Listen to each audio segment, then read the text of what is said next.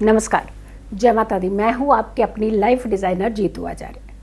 बुद्ध पूर्णिमा यानी वैशाख पूर्णिमा, आप व्रत तो अक्सर करते होंगे या फिर कुछ विधियाँ, कुछ उपाय भी आप ज़रूर करते होंगे, लेकिन किस तरीके से आपको इस व्रत को रखना चाहिए, यानी कौन सी चीज़ें हैं जो आपको ज़रूर करनी चाहिए, जो कौन सा ऐसा प्रोसेस है जिसे आपको ज़रूर करना चाहिए इस व्रत को करने से पहले।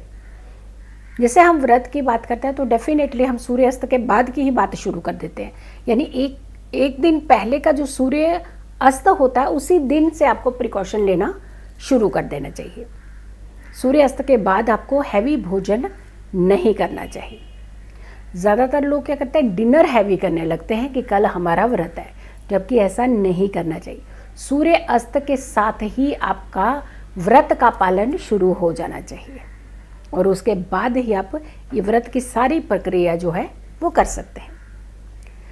कहते हैं कि अगर आप अपने इंद्रियों को वश में रखते हैं तो आपका व्रत पूर्ण होता है। अगर आप अपनी जीभा को वश में रखते हैं तो आपका व्रत सफल होता है। इसका मतलब ये होता है कि ना बुरा कहो, ना देखो और ना ही सुनो। ये तीनों चीज़ों का कॉम्बिनेशन होता है व्रत के साथ। अगर आप किसी को बुरा कहते हैं तो भी आपका व्रत सफल नहीं होता, बुरा सुनते हैं तो भी सफल नहीं होता, और बुरा देखते हैं तो भी व्रत सफल नहीं होता।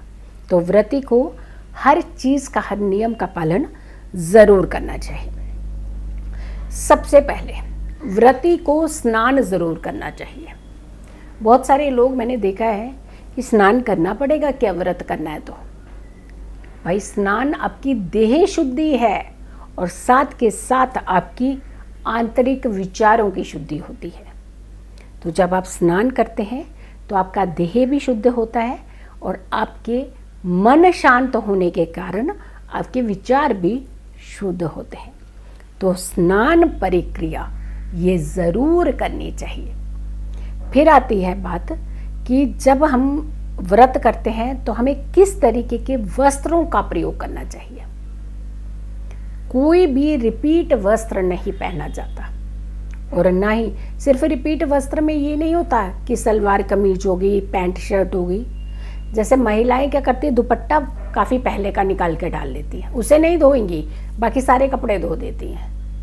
तो वस्त्र अशुद्ध अवस्था का नहीं पहनना मीन्स कोई भी नहीं। तो आपने अशुद्ध अवस्था के वस्त्र जो होते हैं वो धारण नहीं करने चाहिए। अगर आपने साफ सूट पहना है तो दुपट्टा भी आपका धुला हुआ ही होना चाहिए। खास करके महिलाओं के लिए ये हिदायत थी, और ये ध्यान रखना है आपने कि वस्त्र आपको शुद्ध अवस्था वाले वस्त्र ही पहनने चाहिए, और उसमें भी खास करके सूदिंग कलर्स।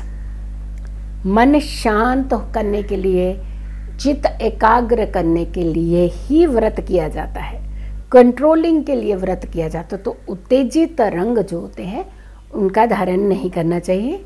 हाँ, शुभता के रंग वैसे कहते हैं कि लाल रंग के डालने चाहिए वस्त्र, ऑरेंज कलर के रहे, उसमें भी प्रेफरेबली होता है कि ऑरेंज कलर, लाइट कलर्स होते हैं, लाइट येलो शेड, इस तरीके के शेड का इस्तेमाल आप कर सकते हैं। व्रती को दान दक्षिणा जरूर देनी चाहिए। अगर आपने व्रत किया है, खास करके दान की जब बात आती है, कोई आपसे सहयोग अगर मांग लेता है तो आपको जरूर सहयोग करना चाहिए। पूजा की थाली प्रॉपर बनानी चाहिए, उसमें धूप, दीप, सुगंध और ये जल, कलश, फ्लावर्स, फूल, पत्तियाँ, ये सब ज़रूर होने चाहिए जब भी आप पूजा करने बैठते हैं। कथा ज़रूर सुननी चाहिए। बहुत सारे लोग हैं जो व्रत रखते हैं लेकिन कथा नहीं सुनते हैं, ना सुनते हैं ना करते हैं। तो अगर आप खुद स्वयं पढ़ सके कथा तो सबसे उत्तम मानी जाती है, या फिर किसी विद्वान से अगर ये कथा सुनते हैं तो आपके जीवन में 4 चांद लग जाते हैं। तो कथा सुननी भी चाहिए, और अगर पॉसिबल हो तो कथा आप कर भी सकते हैं। साफ सुथरी चीज़ों का ही प्रयोग करना चाहिए। यानी साफ सुथरी चीज़ों में ये होता है कि जैसे हम आसन है, जहाँ हम बैठते हैं, जिस विधि से हम पूजा भक्ति करते हैं, अपने आसपास शुद्धता का इन्वायरमेंट ही रख करके हमें पूजा करनी चाहिए। दान प्रक्रिया के साथ साथ अगर कोई व्यक्ति आपसे इस दिन खास करके मेडिसिन या फिर शिक्षा का दान अगर कोई मांगता है या दवाई का दान आपसे मांगता है तो ये ज़रूर करना चाहिए। एक कलश जल का भर करके कहते हैं पूर्णिमा पर दान करने से आपकी सारी परेशानियों की मुक्ति मिल जाती है। तो आपने एक जल का कलश, चाहे वो स्टील का हो सकता है, पीतल का हो सकता है, चांदी का भी हो सकता है, मिट्टी का भी हो सकता है, तो इनमें से कोई भी पात्र आप भर करके जल का उसका दान कर सकते हैं। दीपक प्रज्वलित करना चाहिए सुबह और संध्या के समय, दोनों समय दीपक जरूर प्रज्वलित करना चाहिए। मंत्र जाप करना या मंत्र सुनना, श्रवण करना, श्रवण करने मात्र से ही आपके कष्ट दूर होते हैं और मन में शांति मिलती है और वातावरण, आसपास का जो वातावरण होता है वो शुद्ध और शुभ होता है। व्रत करने के बाद, पूजा भक्ति के बाद आरती भी जरूर करनी चाहिए और जो प्रसाद होता है वो आपके हर घर के सदस्य को ग्रहण जरूर करना चाहिए। उससे आपके देह के रोग जो होते हैं वो दूर होना शुरू हो जाते हैं। तो प्रसाद जो भी होता है वो आप अपने घर के हर सदस्यों को वितरित जरूर करें, उसको सेवन करें ताकि आपको आपकी बीमारियों से, आपके स्ट्रेस से मुक्ति मिल सके। दिन का शयन व्रती को नहीं करना चाहिए। वाद विवाद व्रती को नहीं करना चाहिए। झगड़ा नहीं करना चाहिए। दूसरों का निरादर नहीं करना चाहिए। अन्न का सेवन नहीं करना चाहिए।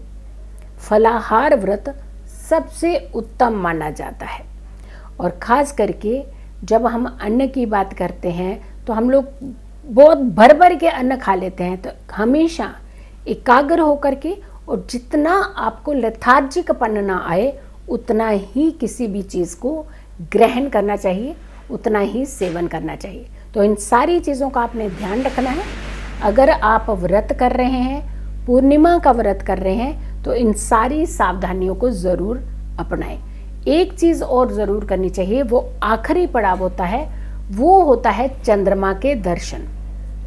यानी चंद्रमा को आपने अर्घ ज़रूर देना है कच्चे दूध से और साथ या फिर खीर से बना हुआ। ये अर्घ बहुत उत्तम माना जाता है बुध पूर्णिमा के दिन, वैशाख पूर्णिमा के दिन। तो ये अर्घ भी ज़रूर देना चाहिए। चंद्रमा की होरा में बैठना चाहिए। कुछ क्षण आपको चंद्रमा के मंत्रों के जाप करने चाहिए और वहाँ शांति से बैठ करके कुछ समय आपको चंद्रमा को ज़रूर निहारना चाहिए।